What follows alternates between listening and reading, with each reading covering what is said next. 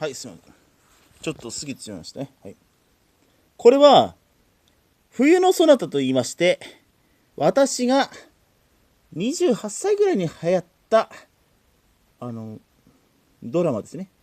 なんだっけ、ペン43という、私よりちょっと上の人が主役だったんですね。はい。うん。はい。うん。結構好きでした。これ、忘れないでって曲ですね。忘れないで。